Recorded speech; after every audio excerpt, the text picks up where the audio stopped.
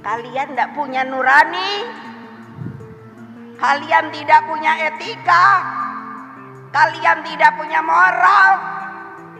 Ayo pikir bapak-bapak, ibu-ibu terhormat. Apakah begitu sekarang Indonesia Raya itu ada makhluk-makhluk manusianya? Saya nggak bisa kalau terus nggak boleh ngomong, Bu, nggak boleh ngomong. Enggak, saya punya mulut. Hak saya untuk berbicara kalau mengakui negara kita adalah negara demokratis.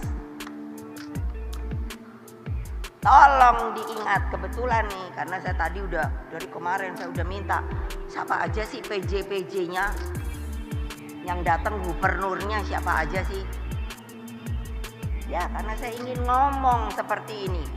Tidak tahu sadar apa tidak, nanti akan kelihatan. Karena apa? Di dalam Undang-Undang Dasar Republik Indonesia tahun 1945, setiap warga negara mempunyai hak yang sama. Kalau saya salah ngomong, tidak laki, tidak perempuan. Jadi artinya jangan ya macam-macam. Ya dong, gimana sih udah diberi hak yang sama? Tidak ada dari presiden sampai kaum papa, haknya sama. Ingat, begitu juga dalam pemilu langsung haknya sama. Jadi berikan kepada rakyat hak mereka. Jadi kalian, saya minta sungguh-sungguh, jangan tidak netral. Jangan tidak netral. Saya akan tahu kok. Tapi saya ini loh, saya elus dada saya.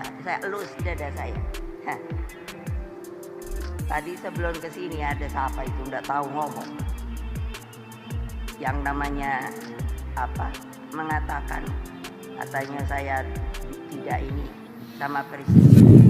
Loh enaknya loh dia ngomong kayak gitu. Udah saya sama presiden ya baik-baik aja. Emangnya kenapa? Hanya karena saya dikatakan, karena saya tidak mau ketika diminta 3 periode, atau karena saya katanya tidak mau perpanjangan. Loh, saya tahu hukum kok. Mana yang ahli hukum mengatakan? Itu kan ranahnya namanya konstitusi. Ya saya tidak punya hak loh mengatakan boleh apa tidak. Itu kan mesti majelis permusyawaratan rakyat. Karena apa? Ketika dari yang namanya presiden seumur hidup itu waktu reformasi kan dirubah itu TAP MPR. Saya tanya pada ahli tata negara, apakah MPR yang sekarang disamakan ini TAP-nya itu masih berlaku? Yes. Ada yang mau nyanggah? Ahli hukum tata negara? Ya, silakan. Toh, lihat. Karena saya ngomong kebenaran. Saya nggak mau republik ini rusak.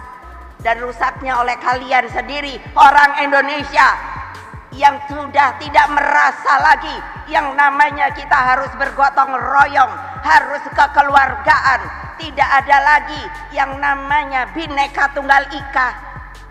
Gimana ya? Terus kalian mau jadi apa? Elit aja.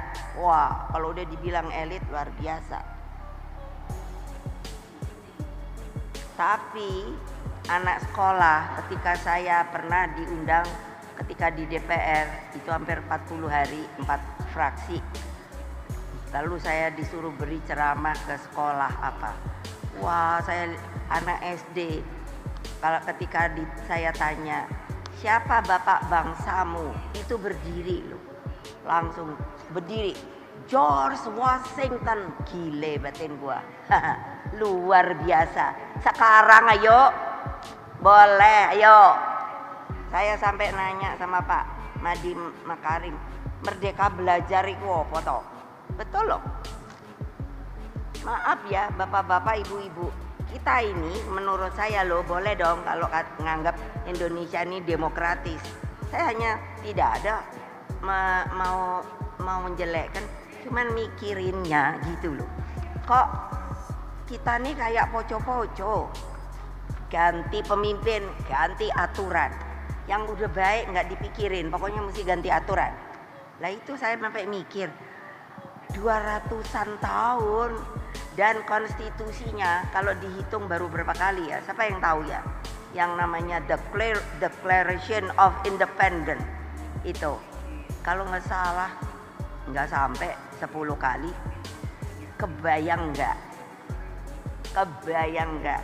Kita amandemennya udah berapa kali ya?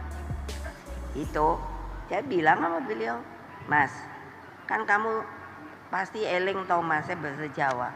Waktu mau reformasi kan kita dipanggil Gus Dur bertiga jadinya mau ngomongi reformasi. Ingat beliau bilang, "Ge Mbak, ingat."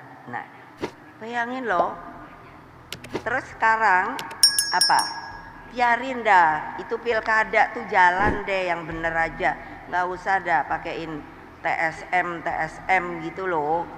Terukur apa kuyo? Terstruktur, sistematis, masif. Udah deh nggak usah lah.